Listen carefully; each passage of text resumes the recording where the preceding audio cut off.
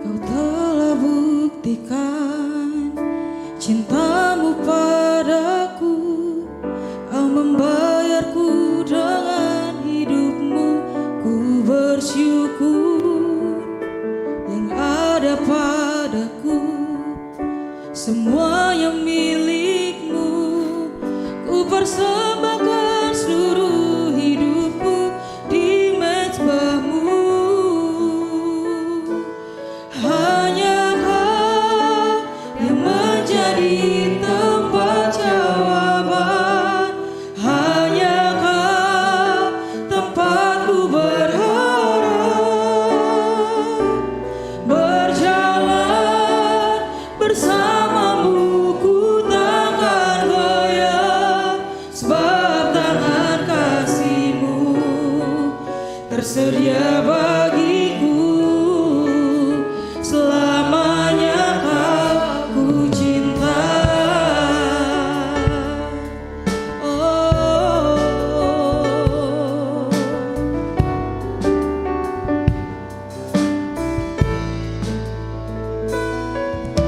Kau telah buktikan cintamu padaku.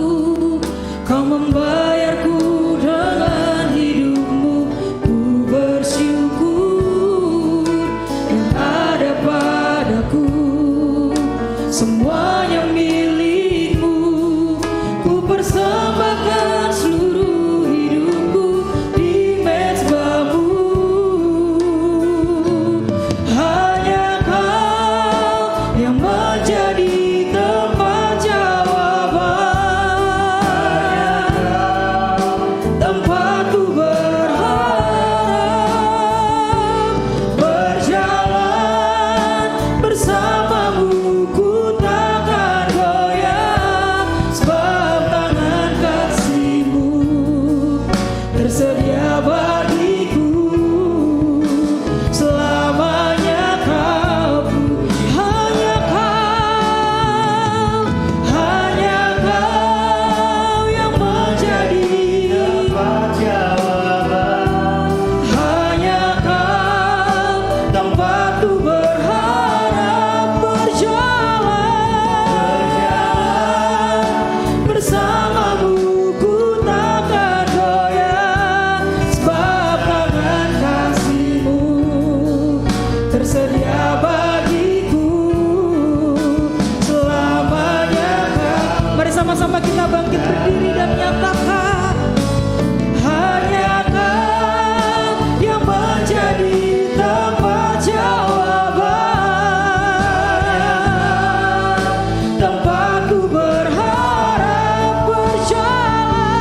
Berjalan bersamamu ku takkan goyah, sebab tangan kasih-Mu tersedia bagiku. Selamanya Kau, hanya Kau Yesus. Hanya Kau yang menjadi tempat jawaban. Tempatku berharap. Berjalan bersamamu ku takkan goyah, sebab tangan kasih-Mu tersedia bagiku. Selamanya Kau ku cinta. Selamanya, selamanya Kau ku cinta. Selamanya, selamanya Kau ku cinta. Haleluya. Haleluya. Selamanya kami terkagum Tuhan atas kasih-Mu atas kami. Kami ada sampai hari ini bukan karena kebaikan kami, tapi hanya karena kebaikan Tuhan. Bukan karena kuat dan gagah kami, tapi karena Roh Kudus gak pernah tinggalin kami. Dan sebab itu Tuhan, di waktu ini kami ambil bagian terbaik yang gak boleh dirampas dari kami. Hak kami bukan kewajiban kami untuk duduk di bawah kaki-Mu mendengar isi hati Tuhan. Kami buka hati kami selebar-lebarnya. Dan buka isi hati Tuhan itu firman-Mu sebanyak-banyaknya, karena kami tahu iman kami hanya bisa timbul dari pendengaran akan firman Tuhan. Bicaralah Bapa, kami siap mendengar. Kami minta bantuan Roh Kudus karena sadar daging kami lemah. Kami tahu konsentrasi kami mudah buyar, iman kami kerap kali goyah, kami susah dibilangin. Tapi kami berdoa biar roh kami yang penurut Engkau peluk ya Roh Kudus.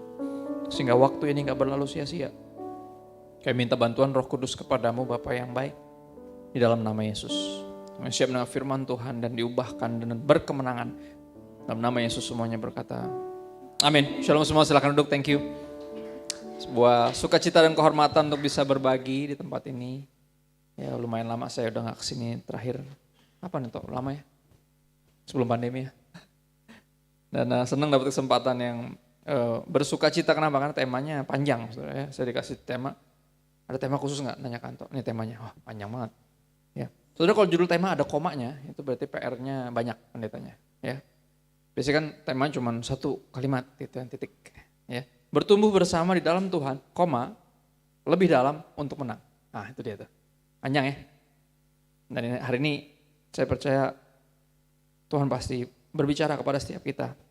Termasuk ke saya juga. Ya kita ke Ibrani 12. Ibrani 12 ayat 3-4. Kita mulai dari ayat yang sederhana.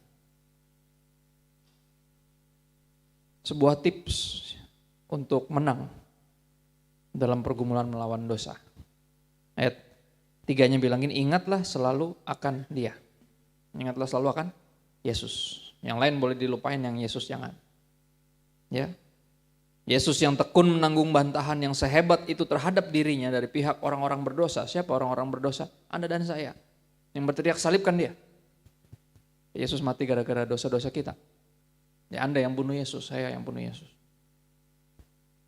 Ya, ingat selalu akan Dia yang tekun menanggung bantahan yang sehebat itu terhadap dirinya dari pihak orang-orang berdosa. Tujuannya apa kita mengingat Dia?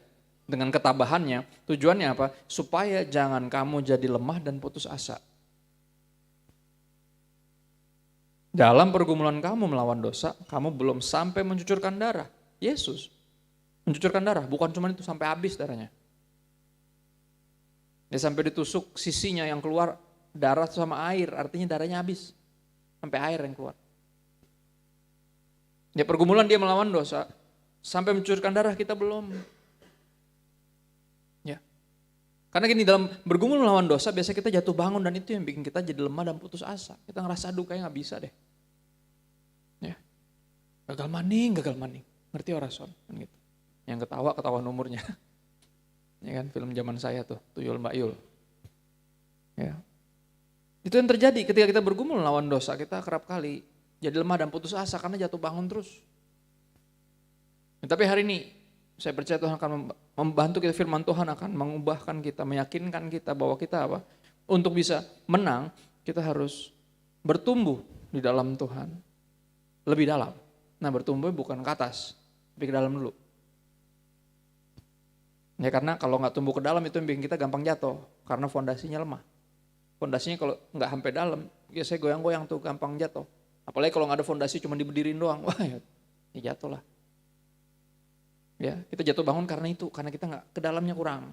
Pengennya buru-buru ke atas, ke samping, kemana-mana pengennya gitu, pengen langsung viral, gitu. Nggak pengen mendasar dulu. Saya kalau khotbah selalu ada soundtrack maghrib, kenapa ya? Mungkin gara-gara jenggotnya kali ya. Orang mau khotbah diiringin keyboard nih, diiringin. Tapi gak apa-apa, untuk nyambung ya. It's okay. Nanggap aja kita gereja Kristen Syria ya, gak apa-apa ya. It's okay. Selalu kayak gitu, kena terus ya, jam 2 kena, jam 4 kena, jam 6 kena lagi. Kena terus kalau gue khotbah selalu iringannya. Ya. Kita ke Roma 6 saudara, dan ini yang saya mau rindu bagikan karena ini tema kita. Bertumbuh bersama dalam Tuhan, lebih dalam untuk menang melawan dosa. Biar gak jatuh bangun lagi, itu bahasa gampangnya. Ya, gimana caranya? Ingat selalu akan Dia. Artinya apa? Pengenalan kita akan Dia harus diperdalam. Jangan di permukaan, jangan gitu-gitu doang. Dari dulu gitu aja, gak ada kemajuan. Ya taunya Yesus cuma juru selamat doang, padahal lebih dari itu. Gak kurang dari itu. Ya, soalnya ada yang bilang Yesus bukan juru selamat. Kan gitu. Bodo amat gitu, yang itu gak usah didengerin. Ya. Udah jelas juru selamat, tapi bukan cuma juru selamat. Nih kalau Yesus cuma juru selamat melulu dalam tanda kutip, kekristenan kita gitu-gitu doang. Makanya harus lebih dalam mengenal Dia. Roma 6 ayat 6. Kita habisin waktu kita di Roma 6 nih, ayatnya banyak. Ya. Ayat 6 bilang gini, karena kita tahu tujuan dari teologi. Pengetahuan tentang Tuhan, ilmu mempelajari tentang Tuhan. Kita tahu bahwa apa? Manusia lama kita telah turut disalibkan. Ini yang sama-sama kita harus tahu. Ya, bahwa Kristo yang lama, ganti pakai nama Anda. Yang lama Anda kita telah turut disalibkan bersama dengan Kristus. Yaitu kita yang lama artinya apa? Mestinya kita yang lama udah mati. Ya. Tujuannya apa kita tahu itu? Supaya tubuh dosa kita hilang kuasanya. Jadi ada kuasa di dalam diri kita yang bikin kita jatuh dalam dosa terus. Daging ini kencang. Ya. Tapi gini, biar hilang kuasanya. Ya, kita mesti apa? Tahu bahwa saya yang lama nih harusnya udah disalib sama Yesus. Ya, biar secara praktikal apa? Agar jangan kita menghambakan diri, jangan kita memperbudak dengan sengaja membiarkan diri kita diperbudak lagi sama dosa. Dulu kan udah pernah. Jangan lagi. Ada kata lagi di situ, artinya apa? Berarti udah dimerdekakan sebenarnya, cuman bisa balik lagi. Ya, agar kita jangan menghambakan diri lagi terhadap dosa. Ayo, ya. Kita harus tahu. Ayat 8. Jadi jika kita telah mati dengan Kristus, kita apa? Percaya, levelnya naik tuh. Tadinya baru tahu, habis itu jadi percaya. Jadi percaya. Ya dong, buat apa tahu kalau nggak tambah percaya? Buat apa tahu kalau malah makin bingung? Malah makin ragu. Ya kan? Buat apa tahu? Tapi kalau nggak tahu bermasalah. Makanya tahunya mesti benar. Ya, pengetahuan yang benar, teologi yang benar membuat kita makin percaya, bukan makin ragu. Ya dong? Idenya kan gitu, makin belajar harusnya makin percaya, bukan makin ngaco. Ya. Kita percaya bahwa apa? Kita akan hidup juga dengan Dia. Jadi kalau kita turut disalibkan bersama dengan Kristus, artinya ketika Kristus bangkit, kita turut hidup bersama dengan Dia. Nah, ini yang menarik tentang kekristenan. Kekristenan lebih dari agama. Agama kita hidup untuk Tuhan. Tapi kekristenan ngajak lebih dalam dari itu. Oke? Ya, kekristenan Tuhan ngajak kita untuk hidup dengan Dia, bukan cuma untuk Dia. Hubungannya lebih dekat dari cuma antara umat dengan Tuhannya, tapi antara anak-anak sama papinya sendiri. Ya, ada yang lebih dalam lagi. Dan ini yang Dia undang kita untuk masuk. Ini yang akan bisa membuat kita jadi menang karena kita lebih dalam, bertumbuh lebih dalam. Ya, kita akan hidup juga dengan Dia karena kita tahu bahwa Kristus sesudah Ia bangkit dari antara orang mati nggak mati lagi. Maut tidak berkuasa lagi atas Dia. Sebab kematian Kristus adalah kematian terhadap dosa satu kali dan untuk selama-lamanya, dan hidup Kristus adalah kehidupan bagi Allah. Mereka yang hidup dengan Tuhan harusnya hidup bagi Tuhan. Tapi orang yang hidup bagi Tuhan belum tentu hidup dengan Tuhan. Ada yang cuma sekedar beragama. Merasa melakukannya untuk Tuhan padahal bukan. Atau salah Tuhannya. Pengabdiannya udah dahsyat tapi ngaco Tuhannya. Bisa gak? Sangat bisa. Ya kan? Makanya yang ngaco kan suka mampir ke rumah tuh. Yang bawa-bawa majalah tuh, yang ngetok-ngetok rumah tuh. Kan ngaco. Tapi semangat kan? Bisa gak? Ya bisa, kata siapa gak bisa. Semangat ngaco. Kan gitu. Geng kita yang bener malah pada kagak semangat. Aneh. Nih, geng dia ngaco semangat bener. Bagi-bagi brosur, bikin pakai spanduk, berdiri di mana-mana, udah diusir, balik lagi. Dahsyat. Padahal ngaco. Ya kita mesti belajar sama semangatnya, bukan sama ngaconya. Semangat yang mesti dipelajarin. Kok lu bisa? Kenapa dia semangat? Karena dia yakin. Ya, kita kagak yakin kayaknya. Ya soal makanya gitu-gitu doang. Kok B aja sih? Kayaknya ya, katanya yakin. Kok gitu doang? Kan gitu. Kalau yakin tuh mesti gitu banget kayak mereka. Ya, at least kita bisa belajar sesuatu. Kalau yakin tuh mesti kayak gitu. Agak lemes-lemes gitu loh. Ya lemes-lemes menandakan gak yakin kan gitu. Kerap kali kita gagu ketika suruh nginjil bukan karena gak tahu, tapi karena ragu. Ya kan? Kenapa lu gagu? Karena lu ragu kan? Ya kan? Akulah jalan dan kebenaran dan hidup, gak ada yang bisa sampai kepada Bapa kalau tidak melalui aku. Tapi kita ragu. Ah masa sih? Kasian dong yang lain kalau dia seumur hidup gak pernah denger Yesus gimana? Ah tuh lihat kan? Ragu kan? Makanya lu gagu. Yesus udah bilang gak ada yang sampai kepada Bapa kalau gak lewat gua, lu masih ragu.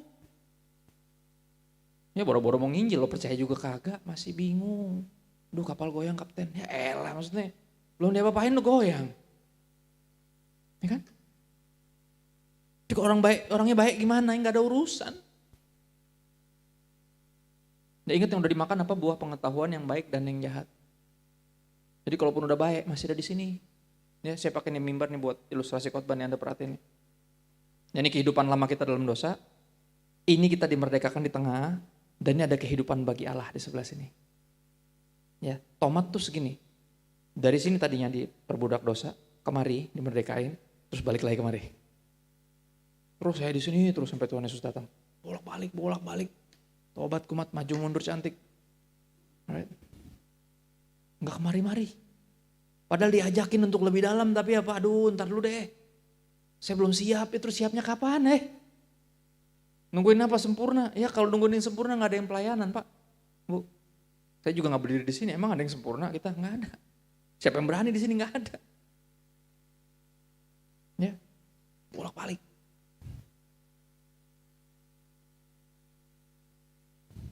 Harusnya apa kehidupan kita bagi Allah mestinya. Tapi tadi terlalu, aduh nggak deh. Ya, terlalu nggak deh, nggak. Bukan panggilan saya, bener ya? Orang kalau diajakin pelayanan kan gitu ya. Bertumbuh dan melayani, tadi kan ada tuh yang di depan tuh kita baca bareng tadi ya. Saya nggak tahu itu apaan.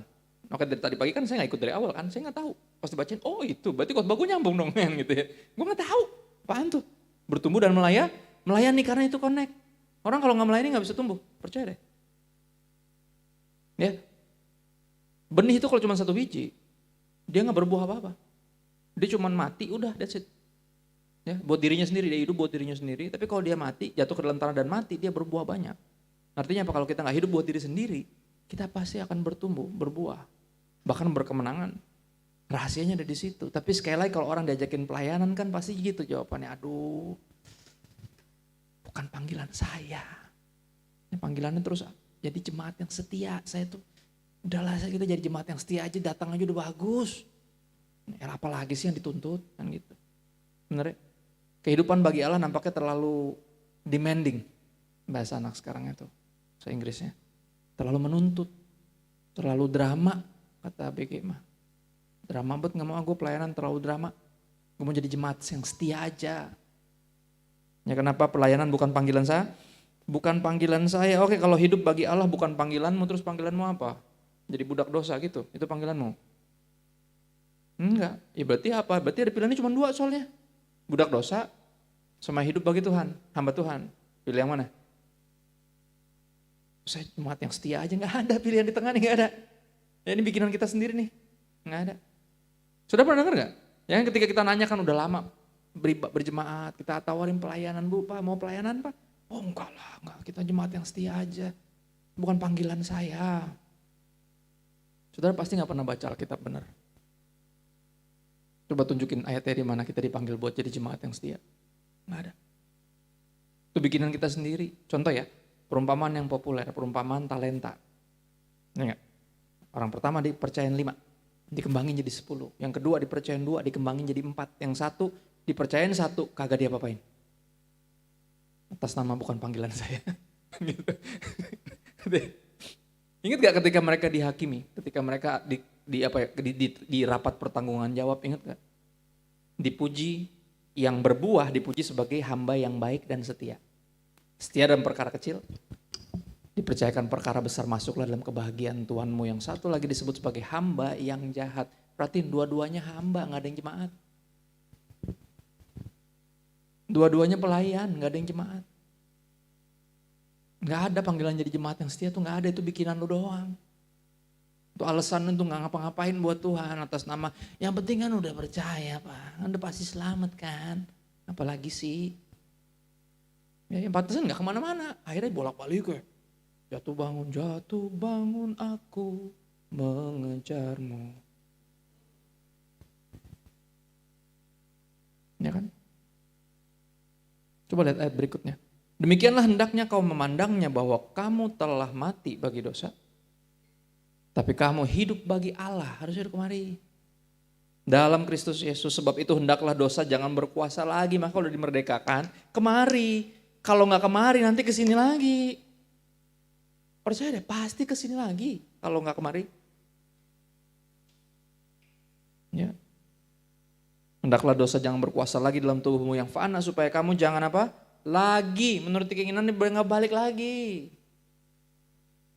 Mengikatkan diri sama Tuhan. Nah, mayoritas orang Kristen berpikir yang penting saya udah merdeka. Ya enggak? Yang penting saya udah gak narkoba lagi, udah enggak, udah berhenti. Yang penting sudah gak main gila lagi, udah. Ya, udah selesai, tapi apa ya, hidupnya masih buat diri sendiri. Saudara, tahu gak arti dosa yang paling jelas di Alkitab itu artinya apa? Bukan jahat, bukan kejam, bukan sadis, bukan buruk bahkan.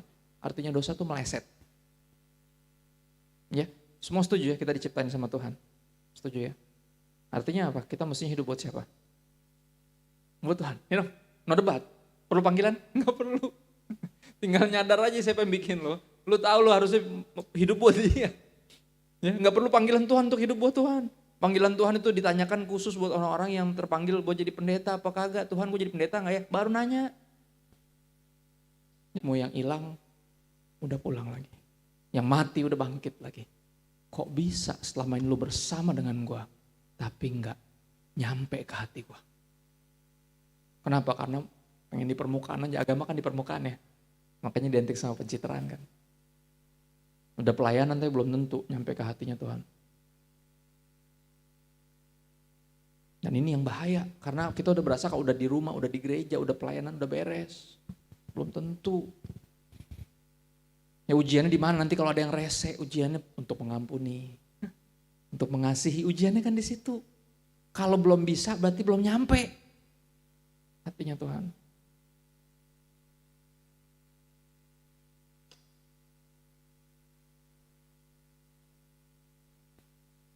Ayat 17. Tapi syukurlah kepada Allah dahulu, memang kamu budak dosa, tapi sekarang kamu dengan segenap hati telah mentaati pengajaran teruskan kepadamu. Ya, dengan kerelaan menyerahkan diri untuk dipakai oleh Tuhan, untuk hidup bagi Allah.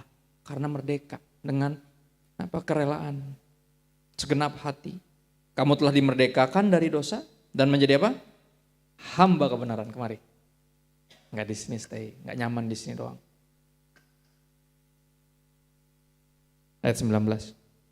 Sebab sama seperti kamu telah menyerahkan anggota-anggota tubuhmu menjadi hamba kecemaran dulu, ya, dan kedurhakaan yang bawa kamu kepada kedurhakaan, demikian hal karena kamu sudah dimerdekakan, kamu sekarang harus apa? Menyerahkan anggota-anggota tubuhmu menjadi hamba kebenaran yang membawa kamu kepada pengudusan. Mestinya kemari. Ya tapi sekali lagi kan, kalau diajakin begitu kan, aduh, bukan panggilan saya. Menolak terus masuk lebih dalam. Padahal udah tahu nih di sini kita bisa berkemenangan. Kalau di sini bolak-balik pasti.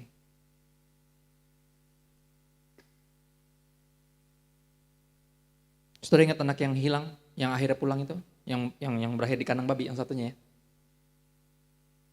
Ya. Saudara percaya orang kalau udah pernah di fase kandang babi ya, kalau di gereja pasti nyanyinya lain, pasti. Jadi orang Kristen yang sangat berbeda. Kenapa? Udah tahu rasanya bedanya tanpa Tuhan sama bersama dengan Tuhan. Udah tahu persis. Ini berapa belum pernah di kandang babi, makanya kagak pernah tahu rasanya. Belum pernah dikecewakan sama dunia ini. Kayak dunia ini masih terlalu asik. Ya kan? Bener gak? Semua kita harus sampai fase di mana kita mengejar dunia ini, berkorban buat dunia ini, tapi dunia ini akhirnya menyadarkan saya bahwa gak ada yang mengasihi saya lebih besar daripada Tuhan. Bapak saya mengasihi saya. Ini anak itu atas nama kemerdekaan. Ya, warisan gue suka-suka gue, hidup gue suka-suka gue. Berakhir di kandang babi. Ya. Hampir mati kelaparan, mau makan sisa makanan babi, dia nanya sama babinya, boleh nggak? Gue makan. Babinya diem aja, berarti boleh. Mau dimakan diomelin tiba-tiba sama bosnya, jangan dimakan, sayang tuh buat besok. Tambahin lagi buat besok. Babi kan nggak tahu kalau makanan dari kemarin, namanya juga babi ya kan. Nggak rese, yang rese kan cuma manusia. Gue nggak mau makan makanan kemarin, ya kan? Akhirnya di situ dia baru sadar, ya ampun, di sini gue lebih kurang berharga, babi lebih berharga dari gue. Kenapa? Kenapa lebih penting babinya daripada karyawannya? Karena bosnya bukan bapaknya, ya kan? Bener gak? Kadang mesti gitu dulu sama dunia baru nyadar, iya ya. Ternyata gak ada yang lebih mengasihi saya, lebih dari bapak saya mengasihi saya. Dia akhirnya menyadari keadaan, dia bilang apa di rumah bapak gue, pembantu gue aja gak ada yang kurang makan. Gue di sini mati kelaparan, ngapain gue di sini? Pertanyaan bagus, lu ngapain di sono? Ini buat yang lagi di kandang babi. Untuk yang dalam bahasanya, lagi salah kamar. Ada orang yang salah kamar kayak main bulu tangkis. Salah kamar udah punya istri, punya anak. di kamar mana tahu nggak jelas sama siapa. Ya kadang mesti disadarkan dulu akhirnya apa nih? Dia nggak sayang sama gue, ya emang kagak. Ya, akhirnya apa? Pulang. Akhirnya dia pulang, mau nggak mau dia pulang karena tahu di luar dia gue nggak bisa bikin apa-apa kan gitu. Di luar Bapak yang ada bukan kemerdekaan tapi perbudakan kan gitu. Pulanglah dia dengan segala resikonya. Dia udah tahu, dia udah siap-siap, gue udah pasti digambrengin, pasti dimaki-maki, pasti diusir, pasti dipindahin kartu keluarga, udah siap. Tapi nggak taunya apa? Sebaliknya. Kita tahu kisahnya dari jauh, bapaknya lihat langsung lari, dipeluk. Padahal masih bau babi, belum mandi dan segala macam, dipeluk, terus disuruh mandiin, disuruh kasih jubah, sepatu, cincin, artinya masih anaknya. Anak saya pulang, dipestain, potong lembu yang paling makmur, kita bikin pesta paling besar, anak saya pulang, bapaknya senang banget. Jadi di tengah hingar-bingar pesta itu, ingat apa yang anak itu bilang? Jadi di tengah indahnya anugerah Tuhan, grace. Kita gak mungkin jadi hyper grace, kenapa? Karena grace mestinya mengubah kita. Grace leads to repentance, harusnya anugerah Tuhan membawa kita pada pertobatan. Bukan makin gesrek atas nama kasih karunia, bukan. Ya, anak itu bilang apa? Dia bilang sama papa gini, Pak, aku udah berdosa terhadap papa dan terhadap sorga, aku udah gak layak disebut anakmu. Terus dia bilang gini, boleh gak saya jadi salah seorang dari hambamu? Can I serve you? Boleh gak saya melayanimu? Lihat tuh. Itu orang merdeka itu. Nggak perlu neraka untuk nakut-nakutin dia, biar dia pelayanan. Nggak perlu sorga dan iming-iming berkat atau mujizat untuk bikin dia pelayanan. Tapi dengan kerelaan sebagai orang merdeka, yang menyadari ternyata saya masih disayang. Saya masih berharga. Saya masih anaknya. Dengan tahu diri bilang apa? Can I serve you? Boleh nggak saya melayanimu? Ya, menyerahkan anggota tubuh menjadi hamba kebenaran yang membawa kepada pengudusan. 1 Petrus 2 ayat 16. Beberapa ayat terakhir, ada 5 ayat terakhir, berarti ini yang 1, sisanya 4 lagi nanti. Petrus bilang apa? Hiduplah sebagai orang merdeka. Bukan seperti mereka yang menyalahgunakan kemerdekaan itu untuk menyelubungi kejahatan mereka. Ada ya? Oh ada. Ada nggak? Ada banget orang-orang yang menyelubungi kejahatan pakai atas nama kemerdekaan, banyak. Kalau ditegur langsung bilang apa? Mana ayatnya? Pernah negur orang yang begitu? Yang ditegur bilang mana ayatnya? Nggak ada tuh ayat saya kita nggak boleh gini. Ya kan saudara? Pernah ya? Pernah yang ngalamin gitu? Rese bang, kesel banget ya? Bilang gini aja, nggak ada ayat suruh pakai celana, kenapa lu pakai celana? Gitu. Kalau semuanya ada ayatnya, Alkitab kita tebel dong. Tapi kan tahu mana yang benar. Tahu kita apa? Semuanya boleh, tapi nggak semuanya berguna. Dan saya nggak biarkan diri saya diperbudak, diikat oleh apapun. Nggak perlu ayat buat itu. Ya. Atau kalaupun kita tegur, dia pakai ayat juga. Wih, gawat. Yang satu bilang nggak ada ayat, yang satu pakai ayat. Nah ini lebih rese lagi nih. Ayat favoritnya apa? Kalau nggak terlalu kenal kita tegur, ayat favoritnya apa? Jangan menghakimi. Shalom gitu, udah nggak usah diapa-apain, percuma. Tolak mentah-mentah tuh artinya. Bapak tahu kan ada ayat Yesus bilang jangan menghakimi. Udah shalom, cabut.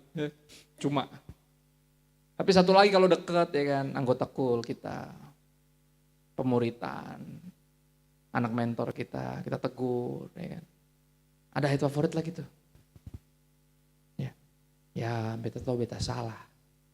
Tapi kan Tuhan Yesus yang bilang roh penurut tapi daging lemah. Itu lagi yang dipakai. Capek deh. Bener gak? Roh penurut tapi daging lemah artinya apa? Gue juga sebenarnya gak mau tapi gimana dong. Beta tahu beta salah tapi perempuan itu ular. Yang gini nih. Kalau salah gak usah nyalain orang. Kalau bilang lu salah udah diam. Gue tahu gue salah. Udah titik. Ya, kayak yang bakar gunung tuh. Ya kan? Kalau salah udah jangan nyalain orang. Ya kita salah sih bakar gunung, tapi siapa suruh gunungnya dibuka nih sama dia? Ya, kasihan orang itu. Ya kalau salah itu nggak usah nyalain orang, itu tandanya Anda nggak ngerasa salah. Itu yang bikin kita nggak bertobat kan. Udah tahu salah aja malah nyalain orang. Duh, elah. Tapi kan itu kita mendingan daripada Adam dan Hawa. Ya nggak pakai minta maaf sama sekali kan. Ya kan? Saya sempat mikir ya, saya orang kan suka mikir ya. Saya mikir kalau mereka minta maaf, kayaknya Alkitab nggak tebel deh. Ya nggak sih? Ya nggak, bener nggak? Kalau minta maaf langsung kan kayaknya nggak panjang ya. Ya dong nggak panjang kan, tapi masalahnya kan gak ada yang mau minta maaf. Ya bapak-bapak, ya kan? Sering kan bapak-bapak minta maaf tapi nggak minta maaf kan? Ya sorry deh beb, habis kamu sih. Pak, ya bener, minta maaf tapi nggak minta maaf, bener gak? Ya kan itu yang terjadi kan? Makanya manusia pertama bukan minta maaf tapi nyala-nyalahin. Dan sorry, berkaitan dengan pelayanan, kita juga bisa nyala-nyalain orang lain. Bukan saya yang pilih jadi orang kepahitan. Tapi saya dilukain sama sesama hamba Tuhan. Saya dilukai sama gereja. Wajar dong kalau saya nggak pelayanan. Ya kan? Percaya atau enggak, pengadilan pertama itu penggambaran dari pengadilan terakhir. Pengadilan pertama yang jelas adalah apa? Kita nggak bisa salahin siapa-siapa buat pilihan kita sendiri. Ya kan? Adam coba nyalain siapa? Tuh, perempuan yang lu kasih tuh. Perhatiin gak dia nyalain siapa? Parah banget, dia nyalain Tuhan. Coba lu kasih perempuan yang lain gak gini kisahnya. Gitu. Kurang asem banget. Gila nih orang nih, gue bilang ngaco bener kayak gue kan gitu. Bener, kita banget tuh. Ini kan nyalain orang sambil nyalain Tuhan, nyalain keadaan sambil nyalain Tuhan. Ya kan? Pernah kan yang gitu-gitu kan, kalau udah konseling, pengen cerai kan gitu kan, rata-rata gitu kan. Padahal milih sendiri, padahal orang tuanya udah gak setuju, kagak direstuin. Tapi maksa atas nama cinta. Diceritain, kan bingung udah married 10 tahun, dalam hati gue kenapa lu married sama dia, lu ceritanya aja udah enek. Nah kenapa lu married, geblek kan gitu. Emang gak kelihatan pas dulu? Ya kayak, dari dulu juga gitu sih orangnya, ya udah kenapa kan gitu. Terus habis itu sampai nyalain Tuhan, ini yang paling saya kesel. Oh enggak. Udah jelas dia yang ngaco, dia yang maksa. Ya pacaran gak bilang-bilang, toto jadian. Merit kagak pakai BPN, toto merit. Dia dikecewain, nyalain Tuhan, datang-datang ke pendeta. Padahal yang berkatin bukan saya. Dia datang ke yang berkatin lah. Kenapa jadi gue, duitnya buat dia, jadi urusan gue. Ini kan ketika, ini bener gak? Gak nyambung dong. Bilang sama yang berkatin pernikahannya, cari pendetanya, oh gereja udah bubar, bodo amat lu cari, dia yang berkatin lo. Kenapa jadi gue yang ribet gitu. Ini kan? Akhirnya gitu, kata-katanya selalu gitu, paling kesel saya kalau udah ngomong kayak gitu. Ya tapi emang kalau bukan, tapi siapa suruh apaan? Saya bilang, ya siapa, kenapa Tuhan menghadirkan dia di hidup saya?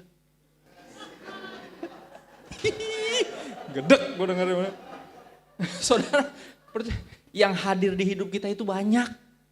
Tiap hari ada tukang paket ke rumah saya. Nggak ada yang saya nikahin. Paket hadir di hidup saya.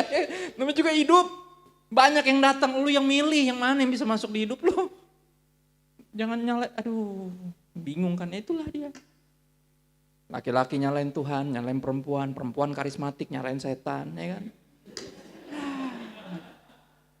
Dikit-dikit setan mulu yang salah, kata setan. Gue lagi katanya. Nih gak? Pernah kan? Pendeta sini pasti pernah tuh. Nih gitu, Pak, tolong doain suami saya kayak dia kena pelet, Pak. Aduh, tahu dari mana Bu? Iya nggak biasa kayak gini. Oh ya, emang dulu pas pacaran gimana? Pacarannya bener atau nakal? Ya nakal sih ya, berarti bukan kena pelet, itu memang gatel aja dianya. Kenapa lu nikahin, udah jelas. Ya Bapak coba deh Pak, lagian Bu gini Bu, kalaupun saya mau doain gimana caranya? Gimana cara doain suami yang kena pelet, gimana? Nah, telepon dulu gitu, Shalom. Pastor Kristolnya dari gereja, oh ya gimana Pak? Kata istri Bapak kena pelet. Coba ada bantu saya, gimana cara ngomongnya? Cara janjiannya juga gimana? Bu gak mungkin Bu, dia juga gak bakal mau ketemu saya. Kalau dia tahu saya datang buat doain dia pasti dia gak mau. Ya kan? Nah, akhirnya apa, ya udah gini aja Pak, saya punya ide. Nanti pas suami saya tidur saya borgol Pak. Bapak datang lah. Pas bangun Pak, ada Bapak pendeta. Ah apa? Cekrek, apa ini kan gitu. Shalom Pak, saya pendeta Christopher.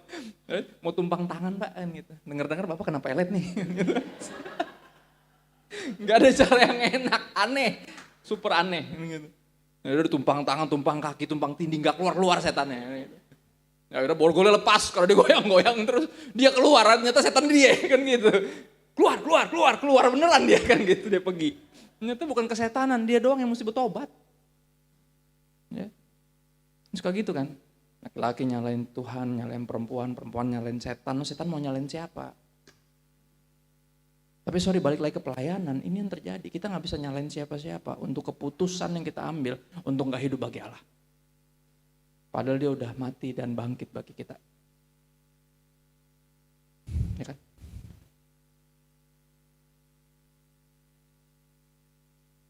Hiduplah sebagai orang merdeka. Nah ini menarik kata-katanya, tapi hiduplah sebagai hamba Allah. Jadi gak ada yang lebih merdeka daripada mereka yang memutuskan untuk hidup bagi Tuhan. Itu orang merdeka yang sesungguhnya. Kayak anak yang bungsu itu, can I serve you, boleh gak? Saya melayanimu. Itu orang merdeka itu. Yang gak menyalahgunakan kemerdekaan untuk hidup menyelubungi dosa-dosanya. Yang penting kan saya udah narkoba, yang penting kan saya udah gak main gila kan gitu. Tapi masih hidup buat diri sendiri. Masih tersesat. Ada undangan untuk kemari. Ini tutup dengan ini 1 Korintus 15 ayat 55 sampai 58 untuk menjelaskan bahwa ternyata untuk bisa menang ya, bertumbuh sungguh-sungguh kita harus melayani. Ini kan dalam pelayanan itu kita dibentuk.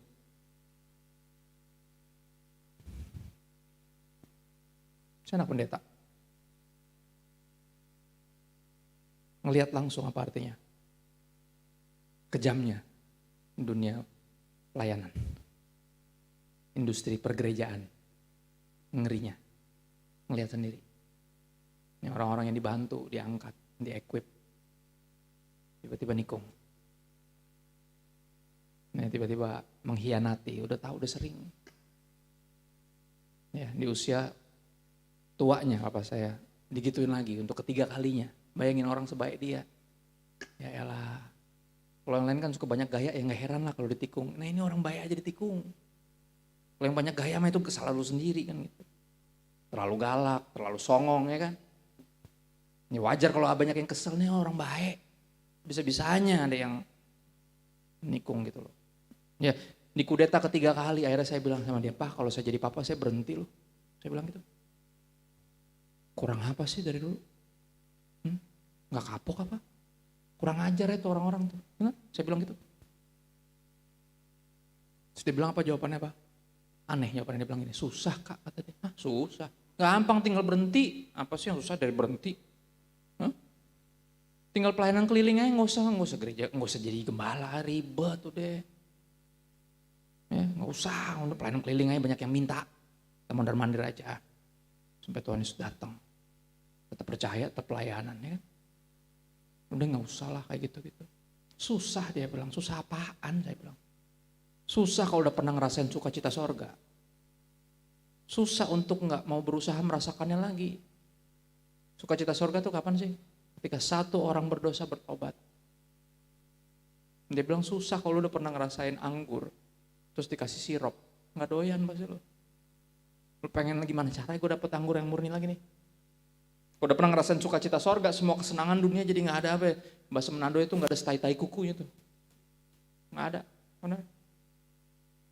Gak menarik yang ini. Walaupun di sini sakit. Ya kan? Walaupun sakit. Tapi tetap ada di situ, kenapa? Karena gak ada yang bisa menandingi sukacita sorga. Ketika satu orang berdosa bertobat dan dia bilang gini, Papa akan terus melayani. Hanya untuk satu lagi orang berdosa bertobat. Selama masih ada yang berdosa dan belum bertobat, Papa akan terus melayani. Rontok saya. Terus saya bilang terus menyikapi kayak gini gimana dong Pak? Kita kan udah sering diginiin. Gimana kita harus menyikapi kenyataan bahwa kita diudasin sama orang. Tuh diudasin tuh ya. Dia bilang ya bersyukur. Kok bersyukur? Iya. Kita berdoa kan. Kita suka nyanyi gitu. Ku mau sepertimu Yesus bagaikan bejana. Gitu. Itu kan nyanyinya gitu katanya. Ya udah lagi dibentuk. Katanya mau jadi kayak Yesus. Ya kan? Kalau dihianatin jadi kayak Yesus kan? Iya. Nah yang kayak gini-gini kata si papa, gak pernah bisa lu dapet di sekolah Alkitab. Gak ada teorinya. Lu cuman rasain itu, alamin itu di pelayanan. Dan dia bilang apa? Itu saatnya kita dibentuk jadi kayak Yesus. Kita diudasin, just like Jesus. Di sini kita lagi dibuat jadi semakin serupa sama dia. Sakit, tapi itu hatinya dia. Gak bisa kita kalau gak ke situ. Kita akan bolak-balik dalam dosa kita. Kata si papa. Ayatnya bilang apa coba lihat. Rasul Paulus yang tadinya desperate. Gue pengen bikin yang baik tapi yang jahat yang gue gak pengen lakukan itu terus yang gue bikin. Siapa yang bisa selamatin gue dari tubuh binasa ini? Maut, dosa yang tadinya hawa nafsu yang begitu menakutkan buat dia. Tiba-tiba dia sekarang berdiri sebagai orang yang udah menang. Sampai dia bisa bilang gini sama maut. Dia bilang apa? Maut di mana kemenanganmu? Di mana sengatmu? Ya, bahasa Betawinya gitu doang loh. Ya, gitu doang. Bisa ngomong gitu yang tadinya ditakuti. Bisa dengan berani bilang itu. Kenapa? Sengat maut ialah dosa dan kuasa dosa ialah hukum Taurat. Dua-duanya udah diberesin sama Yesus di kayu salib. Dua-duanya. Kita ditebus dari dosa. Hukum Taurat digenapi sama Yesus. Dua-duanya udah beres. Makanya ayat berikut bilang apa? Tapi syukur kepada Allah. Thank God.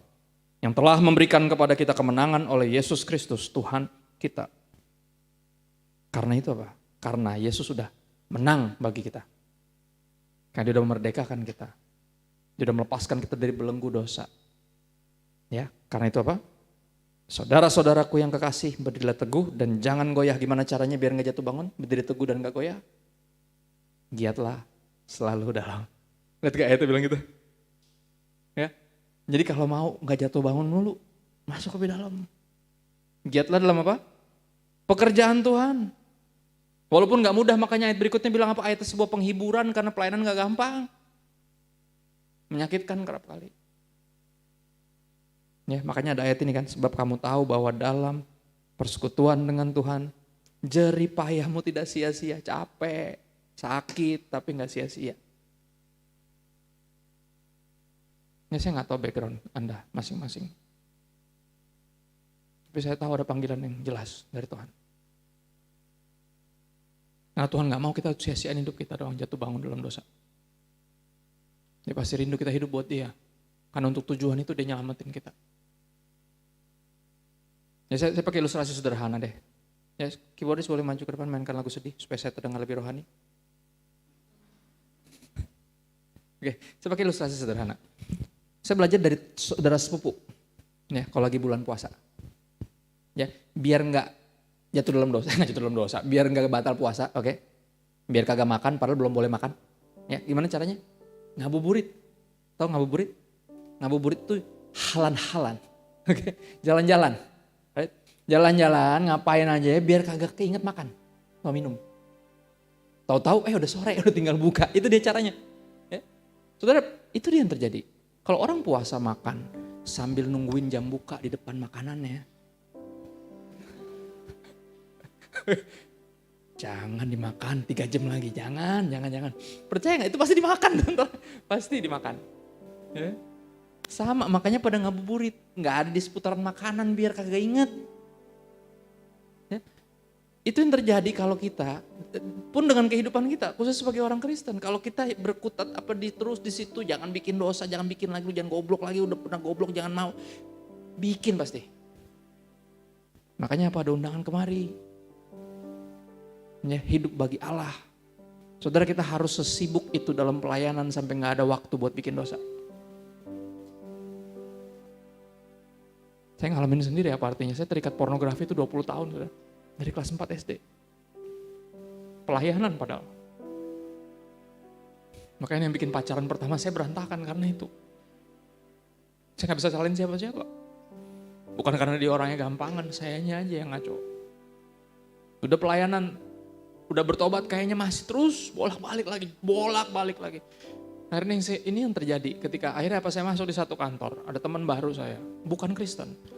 Tapi Roh Kudus taruh di hati saya beban untuk menangin dia buat Yesus. Saya sampai cari banyak hal. Saya belajar Islamologi. Karena dia orang Islam. Saya pengen tahu apa yang dia percaya biar saya bisa ceritain tentang Yesus. Kalau enggak gimana nyambunginnya? Tak kenal maka tak sayang. Gimana caranya mau sayang kalau nggak kenal? Ya, saya sampai minta Al-Quran sama teman saya. Dikasih bahasa Indonesia. Ditulis sama dia. Untuk Kristo. Supaya bisa lebih mengenal saudaramu. Dia bilang gitu. Ditulis, dikirim. Saya bacain buat apa? Buat orang, buat teman saya. Ya, saya pakai ayat-ayat untuk ngobrol sama dia. Lewat pakai ayat dia kagak pernah baca. Ya elah, gue bilang. Kenapa gue jadi lebih hatam dari doi kan gitu. Gue temenin beli Al-Quran. Bener gue temenin, naik motor gue temenin. Beda juga baca sendiri. Karena di situ juga ada Yesus. Ada. Ya. Tiap hari di rumah tuh saya pakai internet buat nyari. Gimana caranya saya bisa menangin dia. Dan ini yang Anda mesti ketahui. Ketika saya lagi berusaha memenangkan dia, saya berhasil lepas dari pornografi. Dulu itu 3 hari aja kagak ngebokep, itu udah prestasi. Benar? Tapi di detik itu, saya ingat di titik itu, saya sampai 3 minggu sama sekali enggak. Saya sampai pasti satu titik saya begini, gila gue terakhir lihat bokep kapan ya? Dihitung-hitung 3 minggu. Gila berarti bisa gue hidup tanpa bokep. Emang bisa, kata siapa gak bisa? Ya kan? Dan akhirnya situ saya sadar, ini yang mestinya saya lakukan. Hal yang Tuhan perintahkan untuk saya lakukan. Hal yang Tuhan panggil saya untuk lakukan. Ketika saya melakukan ini, saya gak kepikiran yang begini-begini. Sampai detik ini makanya saya terus pelayanan, karena saya tahu. Hanya dengan demikian saya bisa menang. Kalau enggak akan bolak-balik di sini aja udah. Sia-sia hidup saya. Ya makanya hari ini kalau Anda ada rasa paksaan, gak ada yang maksa. Kalau ada yang ngerasa dituntut, gak ada yang nuntut. Tuhan tuh menuntun, bukan menuntut. Jangan salah sangka. Yesus gak pernah terpaksa mati buat kita. Artinya apa? Kita gak perlu dipaksa hidup buat dia. Gak perlu. Kita harus ngerti ini buat kita sendiri. Biar bisa menang. Melawan dalam pergumulan dengan dosa. Biar bisa menang. Fokus sama Yesus. Ya, lakukan yang mesti dilakukan. Hidup bagi Tuhan. Sehingga kita gak ada waktu untuk hidup bagi dunia ini. Masuk lebih dalam, karena kalau nggak masuk lebih dalam pasti nggak bisa melakukan yang Tuhan perintahin. Contohnya mengampuni misalnya, ya ampun susah. Tapi kan justru itu makanya mesti masuk lebih dalam ke hatinya. Hanya di situ kita diberikan kemampuan. Pas kita sadar bahwa dia mengampuni saya loh. Saya nggak layak diampunin sama dia loh. Saya nggak layak dikasihi sama dia loh. Dan itu yang buat kita akhirnya mengasihi orang dan mengampuni orang yang kita pikir tadinya gak layak diampuni dan dikasihi. Sama kayak kita. Ya kan? Makanya Yesus bilang apa di pengadilan terakhir, dia bilang apa? Sang raja itu akan berkata kepada yang di sebelah kirinya, di mana lo pas gue kelaparan? Di mana lo pas gue gak punya baju? Di mana lo pas gue di penjara dan sakit? Di mana lo? Terus mereka bilang, kapan kami lihat engkau di penjara, lapar, telanjang, dan sakit, kapan? Dan Yesus bilang apa? Apapun yang kau lakukan buat seorang yang paling hina ini, kau melakukannya buat saya. Saudara, bisa jadi batu sandungan, hiu-hiu yang bikin hidup kita gak nyaman itu justru yang harus kita kasihi. Jangan-jangan itu contoh soal yang mesti dikerjain. Ternyata itu ujiannya. Ya kan? Christopher Tapihero, apakah engkau mengasihi aku lebih dari semua ini? Jelas. Beri makan domba-dombaku. Tanya lagi untuk kedua kali, Christopher Tapihero, apakah engkau mengasihi aku lebih dari semua? Tentu saja. Buktikan, beri makan domba-dombaku. Layani. Hidup bukan untuk dirimu sendiri. Ditanya lagi untuk ketiga kali, sedih hati saya. Dan saya bilang, Lord, you know everything. Kau tahu semuanya, you know I love you, right? Ya udah, kata Tuhan, buktikan. Let's go. Hiduplah bukan untuk dirimu sendiri. Beri makan domba itu artinya itu. Ya, karena untuk itu kita diciptain. Ada yang setuju? Harusnya iya. Kalau kita diciptain buat siapa lagi kalau bukan buat dia? Kita berdoa bentar ya. Bersyukur Tuhan buat waktu bisa merenungkan kenyataan yang mesti kami terima. Jika selama ini kami hanya menganggap Engkau sebagai juru selamat dan kami cuma nyari selamat, ampuni kami. Itu yang bikin hidup kami suam-suam karena kami cuma nyari selamat. Yang penting kan udah percaya Pak, yang penting kan udah selamat. Itu dia yang terjadi kalau Yesus cuma juru selamat. Tapi sadari, saudara, sadari. Ingatkan dirimu terus bahwa dia bukan cuma juru selamat. Jadi engkau mestinya bukan cuma nyari selamat, apalagi cuma nyari berkat, nyari kaya, nyari sehat. Enggak. Dia itu raja. Kalau dia raja artinya apa? Mestinya kita mengabdi kepada sang raja. Enggak ada pilihan lain. Ya, masuk lebih dalam, kenali dia sebagai raja atas hidupmu.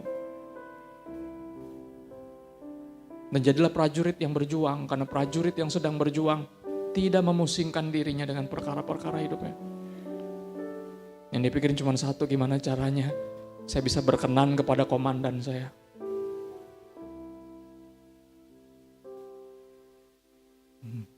Menyenangkanmu, senangkan, hanya itu kerinduanku. Menyenangkanmu, senangkan hatimu, hanya itu kerinduanku. Jadikan lagu ini doa ya, saya bantu kita berdoa.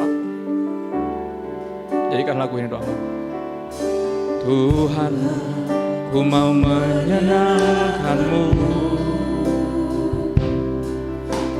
Tuhan, bentuklah hati ini jadi bejana untuk hormat-Mu, cemerlang bagai emas murni. Tuhan, ku serahkan hidupku. Tuhan, ku serahkan hatiku. Semua ku berikan padamu. Kuduskan hingga tulus selalu, agar aku menyenangkan-Mu. Kita bangkit berdiri saudara. Menyenangkan-Mu,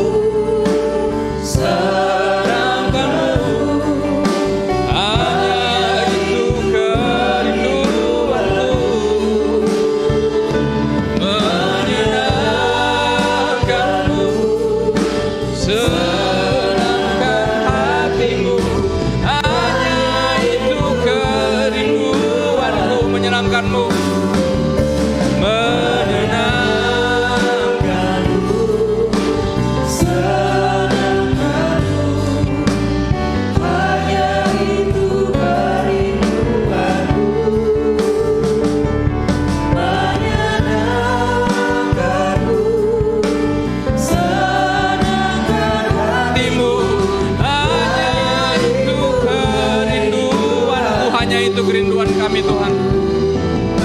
Hanya itu kerinduan-Mu. Sekali lagi. Hanya itu kerinduan-Mu. Haleluya. Di akhir ibadah ini Tuhan, kami angkat tangan kami dua tinggi. Bukan minta berkat lebih banyak, karena sadar tangan ini telah menerima berkat terlalu banyak. Kau sudah terlalu baik dalam hidup kami Tuhan. Kami yang gak layak disebut anak-Mu, Engkau anggap anak. Yang gak bisa apa-apa dimampukan, bahkan dilayakkan untuk melayani. Kami angkat tangan kami untuk ingatkan jiwa kami, bahwa tujuan akhir anak-anak Tuhan diberkatin bukan untuk jadi kaya, tapi untuk jadi berkat. Dan ini kerinduan kami yang terbesar Tuhan, kami rindu jadi berkat dimanapun Kau tempatkan kami, apapun yang kami kerjakan. Izinkan kami bawa hadirat Tuhan dan jadi berkat pertama di rumah tangga kami, di keluarga kami. Di tempat kami tinggal berdomisili di lingkungan kami. Tempat kami menimba ilmu, bekerja, berusaha dan melayani. Kami percaya roh yang sama yang bangkitin Yesus dari antara orang mati. Roh Kudus tinggal dalam kami. Yang mampukan kami gak hidup bagi diri sendiri sehingga bisa jadi berkat bagi sesama dan memuliakan Bapa kami yang di sorga. Tuhan menghadapkan wajahnya kepadamu, menyinari engkau dengan kasih-Nya. Biar kasih dari Allah Bapa yang dibuktikan lewat pengorbanan Sang Putra Yesus Kristus di kayu salib, serta persekutuan dengan Roh Kudus menyertai kita. Dari hari ini sampai Maranatha Yesus datang lagi untuk menjemput kita, membawa kita ke tempat yang Dia janjikan, Dia siapkan hanya untuk kita. Dan sampai saat itu tiba, semua telah diberkati. Dan siap, rindu dan rela untuk terus jadi berkat sampai kita pulang atau sampai Yesus jemput lagi. Dalam nama Yesus semuanya berkata, amin. Amin. God bless. Selamat hari Minggu. Thank you. Untuk ibadah kita sudah selesai, Bapak Ibu Saudara sekalian. Silakan bersatu sejenak sebelum meninggalkan ruang ibadah. Selamat hari Minggu, Tuhan Yesus memberkati.